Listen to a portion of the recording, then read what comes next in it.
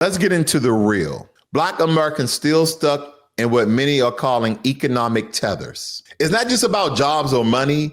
It's policies, housing gaps, inherent disparities, and systematic exclusion. And if you read the book, New Jim Crow, some people are calling it the new Jim Crow.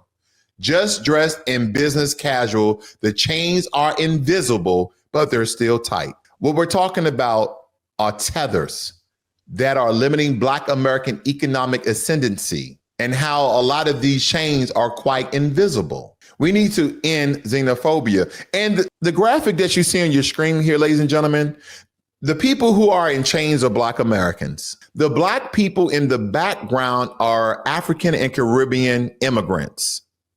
And the people that are on the right side of them, and depending on the way you're viewing this, on the left side of them are white people. No matter where they're from, American, Europe, no matter. I wanted to give you a great depiction because it's important that you see the change. That's what I call the tethers, not just the historical change of slavery. No, not that, but the systematic financial mechanisms that have kept foundational Black Americans from economic ascendancy for centuries. We often hear the narrative, Black people just need to work harder.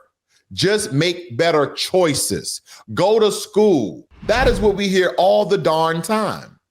Oh, you need to work harder. You need a second job. You need a third job. You're lazy. Get off your butts. Go to school. Read better. Do better. But beneath that narrative are the invisible restrictions we're about to unpack. Restrictions forged after emancipation, tightened on the 20th century, and still binding us today. We're talking about the roots of restriction, ladies and gentlemen. After slavery ended, freedom wasn't truly free. Sharecropping, convict leasing, and debt peonage kept Black people tied to white wealth. Did you guys ever read Dr. Claude Anderson's Black Labor, White Wealth? Did you guys ever read this book right here?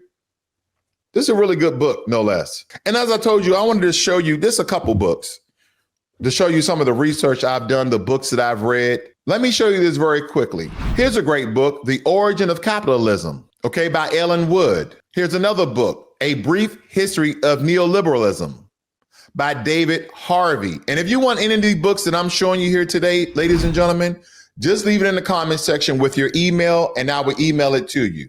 Or in some, you can do a private message through YouTube and I will still email it to you, okay? If you want the books that I'm referring to. And then there's other books. I just wanted to show you some of the top 2 books, but I wanted to give you that information. So you're like, where is he getting this information from? Is he talking out the side of his neck? Because I know a lot of people have been putting certain comments in my mentions about some of the things I've been stating. The only question I have is prove me wrong. People say, oh, you're speaking BS. Okay, no context, no evidence, no proof, no statistics, no metrics, no data, no nothing. See, you cannot argue with the truth, but people will just try to be vulgar and use profanity and say disparaging things. But I don't care because, ladies and gentlemen, Black labor, white wealth. We know who built this economic powerhouse here in America. Families who should have been planting seeds for intergenerational prosperity were instead planting crops they didn't own. Black labor, white wealth, neoliberalism, capitalism. And with this sharecropping on land they couldn't keep, paying debts they could never escape. Then came the banks. Why Black people are in the economic position that they're in today? Oh, they just don't work long. What about the banks? What about the now of loans? What about redlining entire neighborhoods, putting highways and railroad tracks in ponds and lakes where Black neighborhoods were, where we had a substantial amount of wealth? You could work your whole life, save every penny, and still be denied the ability to buy property or secure credit. That's not a bad decision. That is a system designed to hold you back. Well, Blacklogic, there's some Black people doing well. There's some Black billionaires, some Black millionaires. That is smoke and mirrors. That is the mirage that they give you that only a couple of us are doing well. We have 10% of people in Black America doing well while 90% live in a potential state of squalor. Even though that, roughly half of us live in the middle class. But look at the conditions that we live in the middle class. And the only reason why we say we live in the middle class is because according to the salary that they consider a middle class, $50,000. But when you live in cities like DC, New York, LA, $50,000 is pennies. Then you should move to different cities. Well, in other cities and in other states, the same jobs and opportunities do not exist. Then if you say, well, you should start your own business, then there's some people who will not do business with Black businesses. When they find out that the CEO, that the owner, that the founder is Black, they tend not to do business with it. So we have to literally, if we start business, stay around a Black community, or if we start a business, never show them that I'm the CEO, never show them that I'm the founder. The system is designed to hold you back. People don't want to talk about it. Fast forward to the 1940s and 1950s, the GI Bill was supposed to be a ticket to the middle class. But believe me, many Black veterans who fought, bled, and died for this country were cut out of its promises. They were denied mortgages, denied education, denied the opportunities white veterans leveraged to build wealth. Urban renewal, that's another tether. Thriving Black neighborhoods, self-sufficient communities like Tulsa Greenwood District and the other Black Wall Streets, DC, will bulldoze under the banner of progress. Highways cut through Black business corridors, displacing families and destroying wealth networks. Meanwhile, white flight to the suburbs created locked vaults of generational wealth that were hoarded away, inaccessible to Black Americans. You know, I thought about whether it be white flight, redlining, or gentrification. To me, they're all the same thing. They're just different amalgamations and different transformation of how certain demographic people move and transfer wealth. That's what it is to me. Because again, if you fast forward to 2008, the subprime mortgage crisis wasn't just a financial collapse. It was a targeted detonation because Black homeowners were disproportionately steered into predatory loans, even when they qualify for safer ones. If you guys look into the case of Tanisa Coates, the case for reparation, that will give you more insight on what I'm referring to, because foreclosures wipe out what little generation wealth existed, because majority of people's wealth in America comes from their house, comes from their estate, comes from their land. So when you have predatory lending loans, and they knew that a lot of these people could not afford it, because granted, if you just have a job, you're working every day, you go up to the bank, you say, hey, how much can I afford to buy a house? You show them your credit, you show them your pay stubs, your income, you show them your wages, whatever. You show them your investment accounts, your 401ks. You say, how much house can I afford? And again, they have all these different apparatuses and algorithms to show you, well, you know, this is how much, you know, everyday Americans use when it comes to groceries, lights. They go through your finances. So take, for instance, if you your house loan can only account to $200,000, you can only borrow $200,000. But a lot of these predatory lenders were giving them $350,000, knowing that they could not afford the monthly payments. Well, you should have did your research. You should be better in math. Ladies and gentlemen, everybody's in this predicament. Everybody can't hire a financial advisor. Not everybody is privy to hire a CPA. Not everybody is great in math, especially when it comes to the American financial system. Lord have mercy. They made it so darn confusing. These were traps that even common day people, no matter your race, would understand. That is why we had that collapse in 2008. That's just one of the hallmarks. That's one of the tenets. And now in 2025, the gap is still staggering because Pew Research confirms that the median white family has 7 to 10 times the wealth of the median Black family. 7 to 10 times. These are the tethers, the invisible shackles that we're referring to. Anytime it seems that Black people are gaining traction economically and we're slowly closing the wealth gap so they can't keep using the same excuses that Black people are not working hard. We see all these Black people working hard. They tend to look at 1 to 2% of our people and say, that's Black America. You see them booty shaking on the cop car? That's Black America. You see them people fighting in the Walmart? You see them people fighting at Popeye? That's Black America. And that's 2% of our population. But social media has done an injustice to white people because now they're showing your debauchery. They're showing your chaotic nature. And again, not all Black people, not all white people. I'm talking to those who take offense to this because you're only taking offense to the truth. We don't need to go back to all the statistics that I showed yesterday because people just said that was BS. People told me in my comment section that that was BS, that I was giving them government reports of the violence in America. These are the invisible chains. Because people can't see them, people do not believe they exist. People cannot see them, so they do not believe they can exist. You know how many conversations I've had with people, Black people, Black American, foundational Black American people, who do not understand the invisible tethers, not just the people, but the invisible shackles of the economic system that we live in and how this has been portrayed throughout the course of time and the certain systematic exclusions that have Black people in the economic position that we are in today. They can't see it because where it says in black and white. Well, these are the things that they did and this is how they constructed. Well, they didn't say Black. You don't need to say Black if you're writing legislations and bills and policies that affect people in cities and communities that they're majority Black. As simple as that. What are you talking about? They don't want to talk about it. They don't want to talk about these things, ladies and gentlemen. Some people just can't handle complex information and connecting the dots.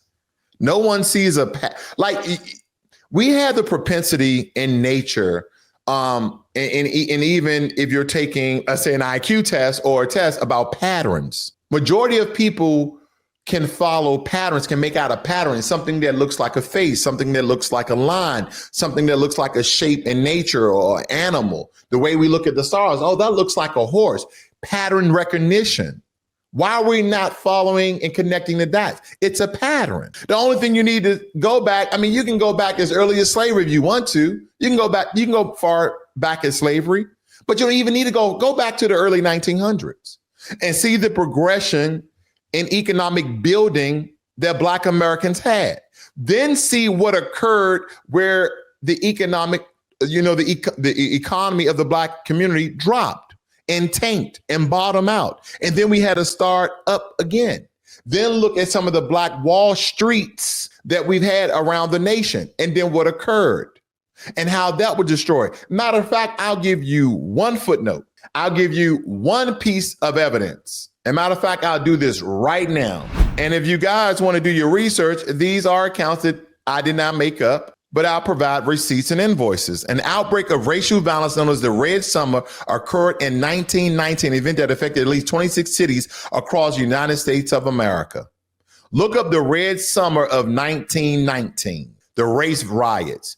Remember people were talking about, oh, a race war, they want a race war. No, we know you guys outnumber us. And matter of fact, even if we outnumber you, Black people are just that good-hearted, not the ones you see that is committing violence. I'm not talking about those guys, but the majority of Black people are very wholesome and loving people. No, either we outnumber you guys, had more guns than you guys, had more strategic advantage than you guys, we will still not want to go to war. This is the Red Summer of 1919. Let me just pop this up so I can show you guys what I'm referring to.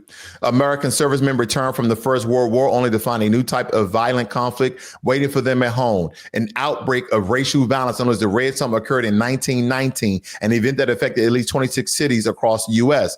Racial tensions across the U.S. were exacerbated by the discharge of millions of military personnel back to their homes and domestic lives following the end of the war. Competition for opportunities in post-war America combined with a radically changed social landscape placed whites and Blacks in conflict with one another, leading to tragic results. World War I intensified the Great Migration, the mass immigration of Black Americans from the rural South to the industrial North and Midwest in the hopes of escaping the poverty and discrimination of the Jim Crow laws.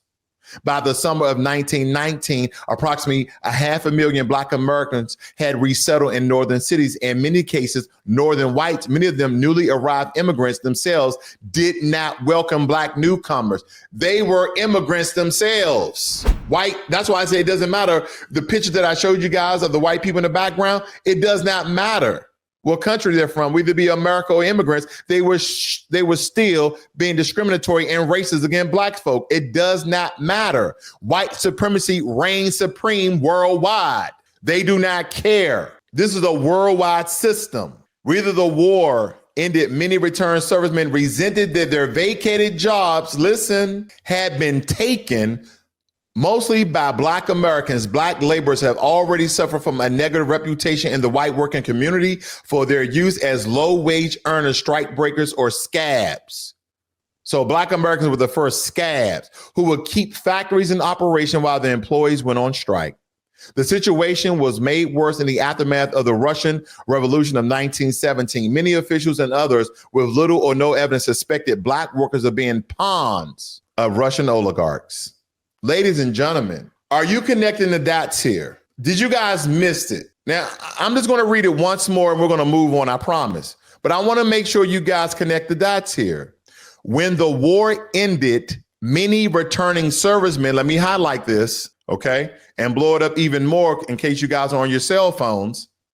When the war ended, many returning servicemen resented that their vacated jobs had been taken, mostly by Black Americans. Black laborers already suffered from a negative reputation in the white working community for their use as low-wage earning strike breakers or scabs who would keep factories in operations while the employee went on strike.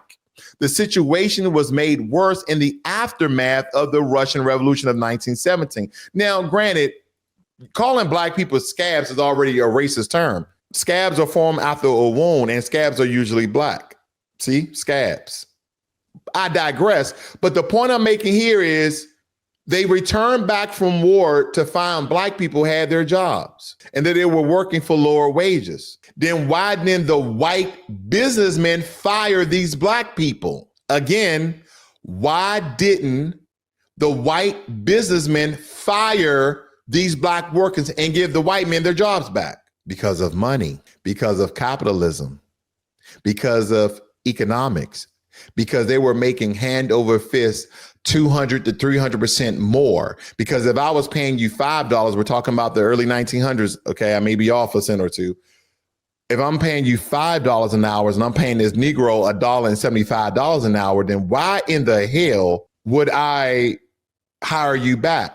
You was working 8 hours a day. He's working 12 hours a day, and I'm not paying him any overtime. And then when you guys go on strike because of unions and you want to make more money, I hire Black people because they're coming in and making less than what you have. They're working more hours and they're working harder. Because why would I hire them if they're not skilled workers? Why would I keep them on board? This is about money. Do I need to do a breakdown of white economics? The same illegal immigrants that white farmers and white businessmen hire, they're the ones who putting American citizens out of work. They're the same ones depressing American wages. Why in the hell would I hire a foundational Black American? Why in the hell would I hire a white American, Hispanic American, Asian American, and I can hire people who are illegal immigrants from Mexico, Central America, Africa, the Caribbean, Eastern Europe, China, and India?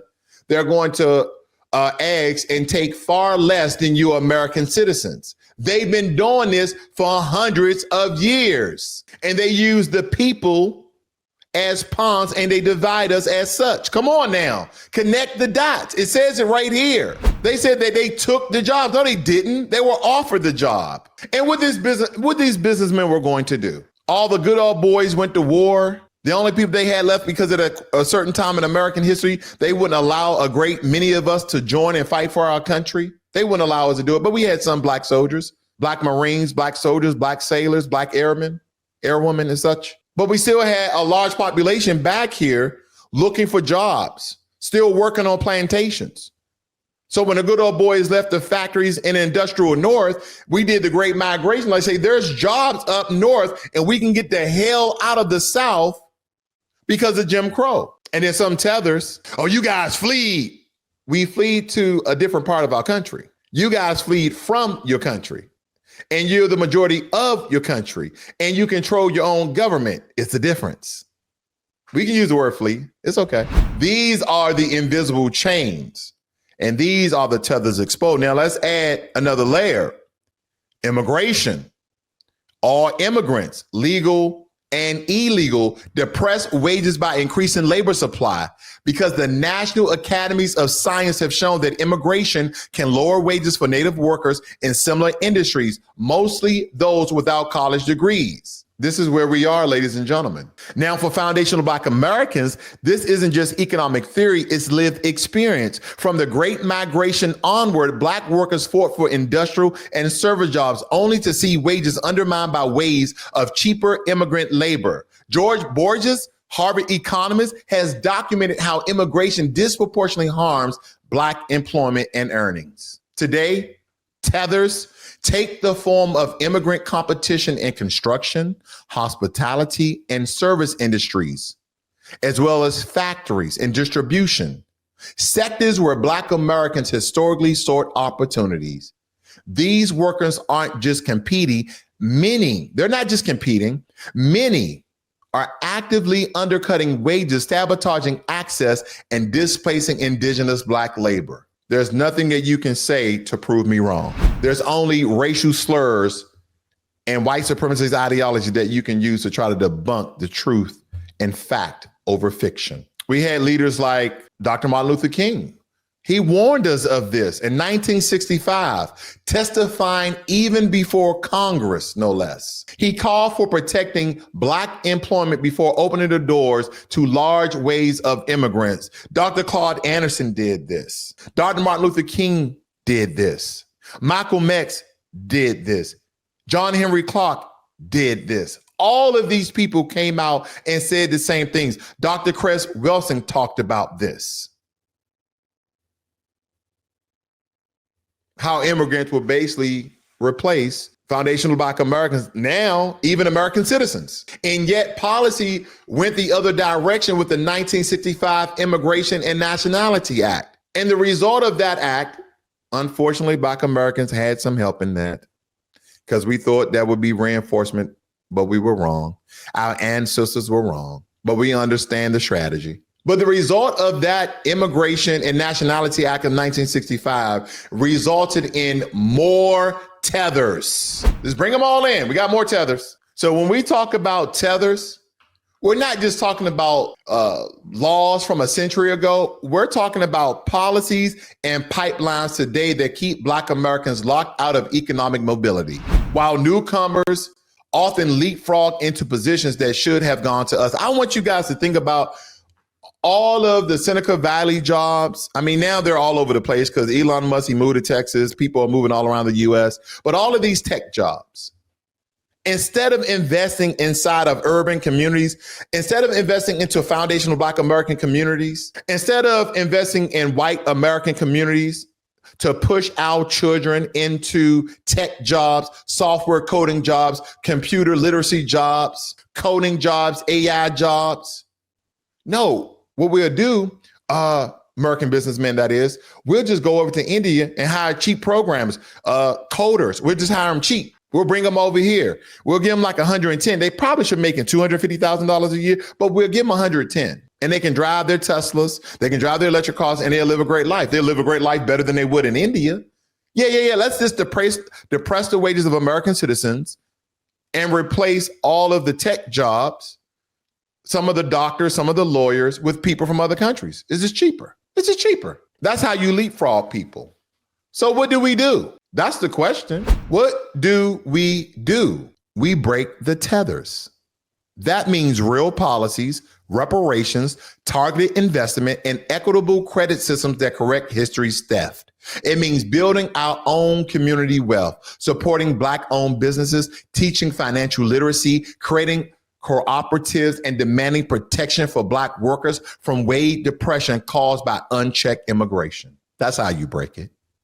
It means advocacy and vigilance, not just at the ballot box. Lord have mercy, not at the ballot box, not just voting for conservative or Republican or Democrat or independent or liberal, whatever, not just at the ballot box, but in the boardrooms, in city halls, and in classrooms. Because if we don't fight for foundational Black Americans, no one else will. Ladies and gentlemen, we have no friends. You know why they use that term, that we have no friends? Because we understand push come to shove, the allies that we have that may speak up for us, that may march with us, that may protest with us, when push come to shove, they will disappear. Why would I stand with a people and I cannot relate? Why would I stand with a people and I don't look like them? Why would I stand with the people and we share no common interest? Why would I stand with the people and we're not culturally binded? The only culturally binded that we have in this country are with other Americans, no matter their race. Even if they understand Black depression, the Black struggle, the Black downward mobility in reference in economics, even if they understand everything we've been through, everything that we go through, all the exclusions that occur on whatever level that they do, push come to shove, they will tuck tail and run. That is my opinion. That doesn't mean that we shouldn't do business with other groups of people. That would be asinine. We are American citizens, and business and capitalism is the way of life. And do not forget, America is not simply a capitalist society. We are a hybrid. We have bits of capitalism and socialism.